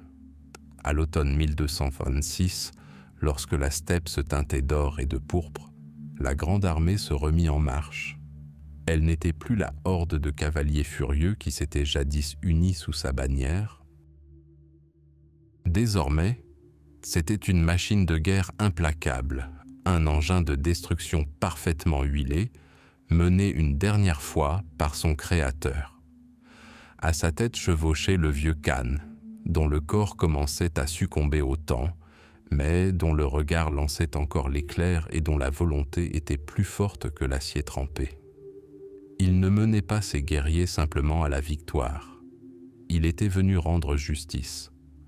La campagne contre les Tangoutes se déroula avec l'implacabilité habituelle des Mongols. Les villes tombèrent les unes après les autres, réduites en cendres et en ruines silencieuses. Mais le destin réservait son coup décisif. Lors d'une chasse hivernale, alors qu'il poursuivait des koulas sauvages, le cheval de Gengis Khan glissa sur la glace et le grand conquérant, invaincu en selle, s'écrasa lourdement sur le sol gelé. La chute fut plus qu'une simple blessure. Elle devint un présage funeste. Quelque chose se brisa en lui. Se relevant avec l'aide de ses nuqueurs, il ressentit non seulement une douleur aiguë, mais aussi les premiers signes glacials de la maladie. Bientôt, une forte fièvre l'envahit. La maladie progressait lentement mais sûrement, minant la force titanesque du secoueur de l'univers. Son corps s'affaiblissait, mais son esprit demeurait clair et tranchant comme une lame. Allongé dans sa tente, rongé par la fièvre, il continuait de mener le siège de Zhongxing, la capitale tangoute. Ses fils et ses généraux le suppliaient de battre en retraite, de retourner dans ses steppes natales pour se rétablir. Mais la réponse du Khan fut inflexible. Il ne pouvait partir sans achever ce qu'il avait commencé. Il ne pouvait permettre au monde de le voir affaibli ou en retraite. L'honneur et la postérité étaient plus importants à ses yeux que la vie elle-même. Il émit son dernier ordre militaire, empli d'une froide fureur. Après la chute de la capitale, toute la population tangoute du plus âgé au plus jeune, devaient être exterminés. Ceux qui avaient rompu leur serment devaient disparaître de la surface de la terre, devenant une leçon éternelle pour tous ceux qui oseraient défier la volonté du ciel bleu éternel et de son élu. Durant l'été caniculaire de 1227, alors que les murs de Zhongqing craquaient déjà sous les coups des armes de siège mongoles, Gengis Khan sentit son voyage terrestre toucher à sa fin. Il réunit ses fils et ses plus proches compagnons. Dans le calme de sa tente, loin du fracas des combats, il leur fit part de ses dernières volontés. Il ne parla ni de richesse ni de terre, il parla de l'avenir. De l'unité que ses fils devaient préserver comme la prunelle de leurs yeux, car c'est en elle que résidait toute la force de l'Empire. Il exposa un plan détaillé pour la défaite finale de la dynastie Jin, donnant des instructions tactiques à exécuter après sa mort. Et surtout, il ordonna que sa mort soit tenue secrète jusqu'à la chute complète des Tangut, de peur que le moral de l'ennemi ne soit ravivé. Son dernier acte fut un acte de stratégie. Puis, levant les yeux vers le ciel, l'esprit du plus grand conquérant de l'histoire quitta ce monde. Le monde retint son souffle, ignorant encore qu'il avait perdu son maître. Immédiatement après sa mort, le rituel le plus mystérieux de l'histoire mongole commença. Le corps du Khan fut placé dans un chariot et envoyé pour le long voyage vers son campement nomade natal, près du mont Burkhan Khaldun. Le cortège funèbre avança dans un silence absolu, enveloppé du plus grand secret. La légende, transmise de génération en génération, raconte que les guerriers de l'escorte funéraire massacrèrent toute créature vivante sur leur passage, humaine ou animale. Ils ne laissèrent aucun témoin. Le chemin du retour fut baigné de sang, afin que nul ne puisse jamais deviner le parcours de la dépouille de son souverain. Un lieu de sépulture fut choisi dans une vallée sacrée et secrète. Une fosse profonde fut creusée et, selon la légende, le corps de Gengis Khan y fut déposé, entouré d'innombrables trésors, armes et armures, tout ce dont il pourrait avoir besoin dans l'au-delà. Une fois la tombe comblée, un troupeau de milliers de chevaux y fit passer le sol pour le niveler et effacer toute trace. Des arbres furent ensuite plantés. Au fil du temps, une forêt dense y poussa, dissimulant à jamais sous ses racines le plus grand secret de l'Empire. Mais même cela ne suffisait pas. Le dernier acte de ce secret fut le plus brutal. Les esclaves et les guerriers qui avaient creusé la tombe et procédé à l'inhumation furent exécutés. Ils furent tués par d'autres guerriers qui subirent à leur tour le même sort sous les balles d'un troisième groupe. Cette spirale sanglante de silence garantit que nul ne survécut à la connaissance de l'emplacement exact de la tombe. Le secret fut scellé à jamais. Les siècles passèrent. L'empire qu'il avait créé s'effondra et sombra dans l'oubli. Mais le mystère de sa tombe demeure. Ni les archéologues et leur technologie moderne, ni les chasseurs de trésors, ni les satellites scrutant la Terre depuis l'espace n'ont pu localiser sa dernière demeure. Pour les Mongols, cette terre est sacrée. Ils croient que l'esprit de leur grand ancêtre veille encore sur son peuple et troubler son sommeil attirerait sur le monde des catastrophes inimaginables. L'homme qui a redessiné la carte du monde n'a laissé aucune trace sur sa tombe. Son empire était son monument, ses lois son épitaphe, et l'impénétrable mystère de sa sépulture est devenu son dernier rempart, le plus inébranlable et éternel, un rempart que ni le temps ni la curiosité de la postérité n'ont pu percer. Le grand Khan est parti comme il était venu, de l'obscurité des steppes, ne laissant derrière lui qu'une légende et un mystère qui demeurent irrésolus à ce jour. Quand un dieu meurt, le monde retient son souffle. En 1227, le cœur du monde cessa de battre. Genghis Khan, le conquérant de l'univers, rejoignit le ciel éternel, laissant derrière lui non seulement un empire, mais un ordre mondial nouveau, forgé de feu et d'acier. Son corps, selon la légende, fut enterré en un lieu secret, sans tumulus ni monument, afin qu'aucun mortel ne puisse troubler sa paix. Mais son héritage était bien plus tangible et explosif qu'une tombe. Il reposait sur les épaules de ses 4 fils, nés de sa grande épouse, Beurté. 4 piliers sur lesquels devait reposer le dôme d'un empire gigantesque et 4 nuages d'orage, prêts à s'abattre à tout instant. Le grand Khan n'était pas seulement un brillant chef militaire, mais aussi un souverain clairvoyant. Il voyait dans les yeux de ses fils non seulement la perpétuation de la lignée, mais aussi les germes de futures divisions. L'orgueil, l'ambition, les rancœurs tenaces, tout ce qui avait anéanti les dynasties qui l'avaient précédé. Aussi, ne laissa-t-il pas le trône au hasard, ni par la force. Bien avant sa mort, il conçut un plan visant à transformer le chaos potentiel en un système gérable. Il divisa le monde. Il ne s'agissait pas d'un simple partage de territoire, comme chez les monarques européens. C'était la création de 4 ulus, 4 États autonomes, au sein d'un même système impérial. Chaque fils se voyait attribuer sa propre sphère d'influence, sa propre armée, son propre destin, mais tous devaient être soumis à la volonté d'un seul, le grand Khan, élu par un congrès pan-mongol, le Kurultai. L'aîné, Shochi, ne vécut jamais jusqu'à ce jour. Sa mort, peu avant celle de son père, demeure mystérieuse. Le doute qui planait sur ses origines, semé par ses ennemis dans sa jeunesse, le hanta toute sa vie et fut source de discorde avec son frère Chagatai. Mais son ulus, le plus occidental et le plus reculé, s'étendant de l'Irtych au mont Oural et au-delà, vers des terres encore inexplorées, devint le plus vaste. Ses fils, Batu et Horda, en héritèrent, et c'est de l'ulus de Jochi que naîtrait la puissante Horde d'Or, qui régnerait sur les principautés russes pendant des siècles.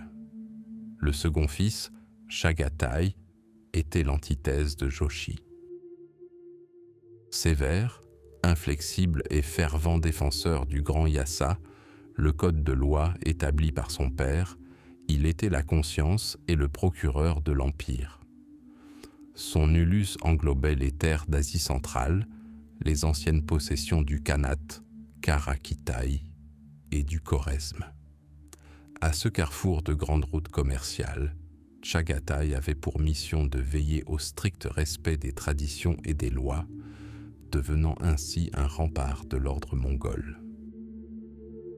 Son nom allait devenir synonyme de loi et de conservatisme pour de nombreuses années. Selon la coutume mongole, le jeune Tolui était le gardien du foyer. Il hérita des terres mongoles centrales, cœur de l'empire, et de l'armée la plus nombreuse et la mieux préparée au combat. Commandant brillant, peut-être le plus doué après Genghis Khan lui-même, Tolui anéantit les derniers foyers de résistance dans le nord de la Chine et mit fin à la guerre contre l'Empire Jin. Force de frappe, il était l'incarnation même de la puissance militaire de son père. Pourtant, le pouvoir suprême ne lui était pas destiné. Le choix de Gengis Khan se porta sur son 3e fils, Ögedei. Ce dernier n'était ni le plus féroce des guerriers, ni le plus rigide des législateurs. Généreux, bienveillant et sociable, Ögedei savait écouter, faire des compromis et surtout, il était un artisan de l'harmonie entre ses frères, si fiers l'un de l'autre. Gengis Khan voyait en lui non comme un conquérant, mais comme un bâtisseur, celui qui saurait rassembler les morceaux d'une mosaïque en ruine. Il était le ciment qui maintiendrait l'Empire uni. Mais le testament d'un Khan défunt n'était qu'un parchemin. Il incombait aux vivants de l'exécuter.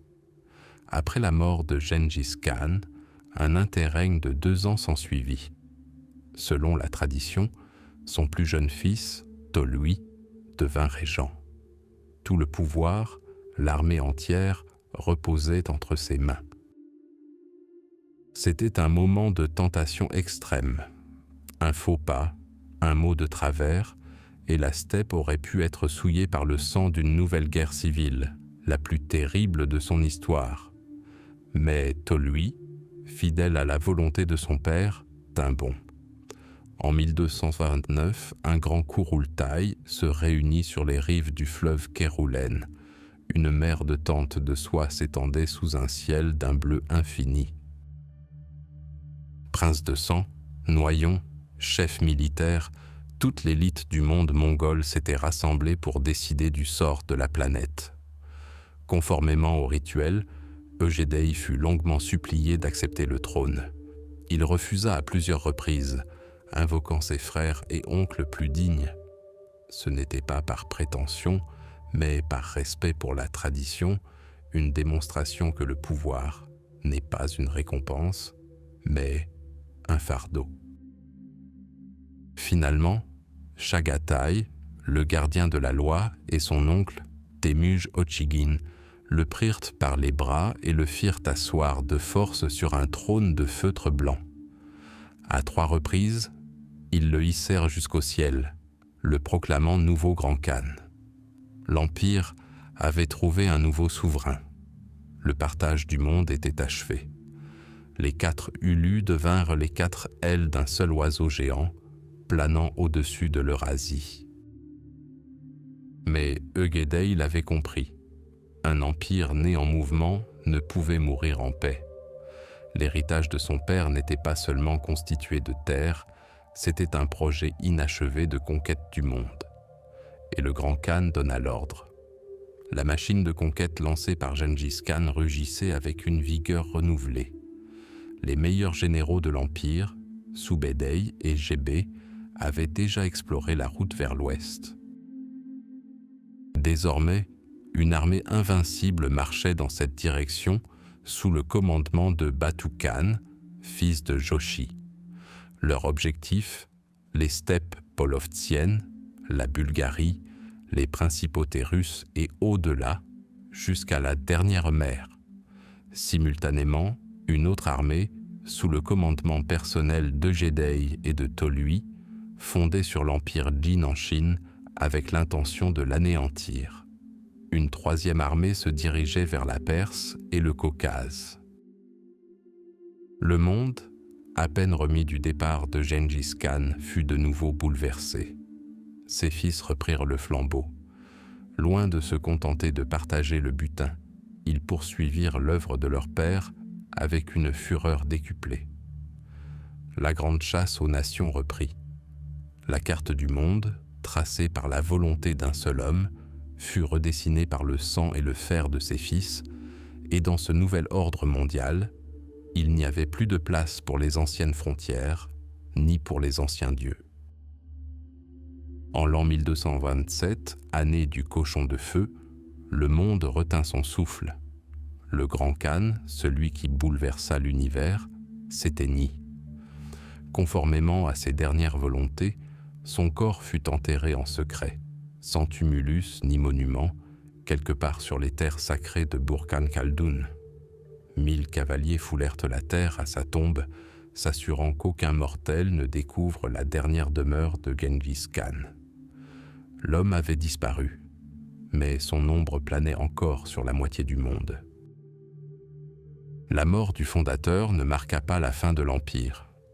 Elle marqua le début d'une ère nouvelle, l'ère de son héritage. L'Empire était comme la corde d'un arc tendu, et même après le départ de l'archer, la flèche poursuivit sa course. Le grand Kurultaï choisit Eugédei, le 3e fils de Gengis Khan, comme successeur, un souverain rusé et généreux qui reprit le flambeau de la conquête du monde. La machine militaire mongole, d'une efficacité redoutable, ne connaissait aucun arrêt. Le dernier bastion de la dynastie Jin, en Chine du Nord, tomba sous les sabots des Mongols. La Corée fut conquise, mais le coup le plus terrible se préparait à l'ouest. En 1236, une immense armée menée par Batu Khan, petit-fils de Gengis Khan, déferla sur les principautés morcelées de la Russe. Des villes qui s'étaient dressées depuis des siècles, Ryazan, Vladimir, Kiev, furent réduites en cendres et en ruines. Les chroniqueurs parlèrent d'un fléau non pas humain, mais d'une invasion de sauterelles bibliques qui dévoraient tout sur leur passage.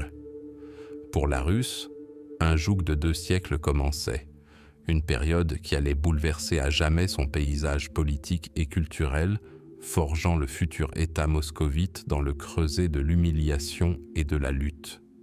Mais la Russe n'était qu'une étape. La vague mongole déferla plus loin, jusqu'au cœur même de l'Europe. Pologne, Hongrie, Silésie, les armées chevaleresques que l'on croyait invincibles furent écrasées et anéanties lors des batailles de Legnica et du fleuve Sajo. L'Europe, déchirée par les luttes intestines, attendait la fin du monde avec effroi. Le pape appela à la croisade, mais nul ne pouvait arrêter les fantômes de la Grande Steppe. Seule la mort subite de Gédéï Khan, dans le lointain Karakorum, contraignit les commandants mongols à rebrousser chemin pour participer à l'élection d'un nouveau Khan. L'Europe fut sauvée, mais la cicatrice de cette horreur demeura à jamais gravée dans sa mémoire historique. L'Empire atteignit son apogée, s'étendant de l'océan Pacifique à l'Adriatique. Mais un tel colosse ne pouvait être gouverné depuis un seul centre. La grande création de Gengis Khan commença à se fragmenter, se désintégrant en 4 immenses ulus, 4 empires fils gouvernés par ses descendants. La carte de l'Eurasie ne fut pas simplement modifiée, elle fut effacée et redessinée. À l'ouest, à travers les terres de la Russe et les steppes polovtsiennes, s'étendait la Horde d'Or, l'Oulu de Jochi. Ces tentes dorées, dressées sur les rives de la Volga, devinrent le centre du pouvoir, imposant sa volonté aux princes russes pendant 2 siècles et demi. Au cœur de l'Asie, au carrefour d'anciennes routes caravanières, l'Oulu de Dagatai s'établit, préservant les traditions nomades et devenant le gardien du cœur du monde mongol. Au Moyen-Orient, Hulagu, petit-fils de Gengis Khan, fonda l'État ilkhanide. Sa campagne marqua le point final de la tragédie des civilisations antiques. En 1258, Bagdad, capitale du califat abbasside et centre du monde islamique pendant 5 siècles, tomba. Le Tigre et l'Euphrate, selon les témoins de l'époque, étaient noircis par l'encre des livres délavés provenant des bibliothèques pillées et rougis par le sang des habitants massacrés. Le califat arabe cessa d'exister. Les Mongols bouleversèrent à jamais l'équilibre des pouvoirs dans le monde islamique. À l'est, au cœur même de la civilisation antique, un autre petit-fils, Kubilai Khan, acheva l'œuvre de son grand-père. Il conquit la dynastie Song du Sud et, pour la première fois de l'histoire, unifia toute la Chine sous un souverain non chinois. Il transféra la capitale à Pékin, fondant ainsi la dynastie Yuan. Le nomade s'assit sur le trône du dragon, devenant non seulement un grand Khan, mais aussi l'empereur de Chine, maître de centaines de millions d'êtres humains. Ainsi, la carte fut redessinée. Les anciens royaumes, Khorezm, Jin, la Russe de Kiev, le califat de Bagdad, disparurent, ne laissant derrière eux que des souvenirs. À leur place, de nouvelles réalités politiques émergèrent, unies par le sang et l'héritage commun de Gengis Khan. Puis, après la tempête, vint le calme. Paradoxalement, ce furent les conquêtes mongoles qui donnèrent naissance à une ère de paix et d'ordre sans précédent sur de vastes territoires, la Pax Mongolica, la paix mongole. Une zone de sécurité unifiée s'étendait de la Crimée à la mer Jaune. La route de la soie, ravagée pendant des siècles par les raids et les guerres civiles, connut un renouveau. Marchands, missionnaires, artisans et voyageurs comme le Vénitien Marco Polo pouvaient traverser tout le continent munis d'un simple païsu, un sauf-conduit mongol. Ce fut une époque de grands échanges. La poudre à canon, la boussole, l'imprimerie, le papier et la porcelaine, des technologies qui allaient bouleverser la civilisation européenne, passèrent de Chine en Occident. Les connaissances en astronomie, en médecine et en mathématiques circulèrent d'Occident en Orient. L'art persan se mêla aux traditions de la peinture chinoise. Les religions, christianisme, islam, bouddhisme, se répandirent librement dans tout l'Empire. Un monde séparé depuis des siècles se trouva soudain interconnecté. Les Mongols, sans le savoir, devinrent le catalyseur de la première mondialisation. Mais cette monnaie avait aussi son revers. Au même titre que les biens et les idées, la mort empruntait elle aussi les routes considérées comme sûres. Au milieu du XIVe siècle, la peste noire commença sa progression depuis les profondeurs de l'Asie, suivant les mêmes routes caravanières. Elle ravagea la Chine, l'Asie centrale et le Moyen-Orient, et, parvenue en Europe, décima un tiers de sa population. Le monde unifié créé par les Mongols devint le vecteur d'une catastrophe d'envergure mondiale. Le monde après Gengis Khan ne fut plus jamais le même. Il laissa derrière lui un héritage fait d'extrêmes, destruction et unité sans précédent, fleuves de sang et routes commerciales florissantes, villes détruites et nouvelles connexions mondiales. Son empire ne perdura pas longtemps en tant qu'entité unique, mais ses fragments déterminèrent le destin de la Russie, de la Chine, de l'Iran et de toute l'Asie centrale pour les siècles à venir. Ce fut un ouragan dévastateur qui anéantit des civilisations entières, mais lorsqu'il se calma, il laissa derrière lui une terre nouvelle où germèrent les graines de l'avenir. La carte de l'Eurasie ne fut pas simplement redessinée par de nouvelles frontières. Elle fut retissée des fils de nouvelles routes, de nouvelles idées et d'un souvenir partagé et cruel. Telle fut la conquête ultime et la plus durable de Gengis Khan, la conquête de l'histoire elle-même.